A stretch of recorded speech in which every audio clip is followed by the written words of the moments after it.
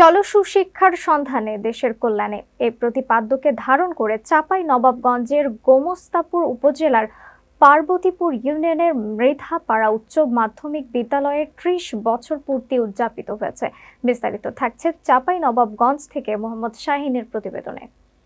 অনুষ্ঠানের প্রথম পর্বে অতিথিদের বরণ, জাতীয় সঙ্গীত পরিবেশন, নীরবতা পালন, বিদায়ী শিক্ষক ও অতিথিদের সংবর্ধনা ও দোয়া অনুষ্ঠিত হয়। বিদ্যালয় কর্তৃপক্ষের আয়োজনে বুধবার সকাল থেকে বিদ্যালয় মাঠে বর্ণাঢ্য অনুষ্ঠানের আয়োজন করা হয়।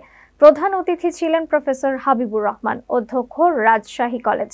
প্রধান পৃষ্ঠপোষক ছিলেন ইঞ্জিনিয়ার ইমদাদুল হক মাসুদ, সাবেক ভিপি আহসানুল্লাহ হল বুয়েট।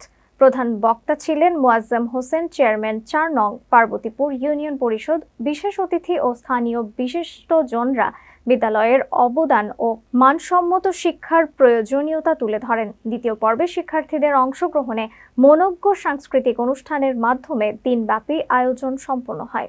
প্রতিষ্ঠাতা প্রধান শিক্ষক অবসরপ্রাপ্ত জনাব আব্দুল সালাম, প্রধান পৃষ্ঠপোষক জনাব ইমদাদুল হক মাসুদ সম্মাননা স্মারক তুলে দিচ্ছেন। আজকের মাধ্যমে সাদর সম্ভাষণ জানাবো।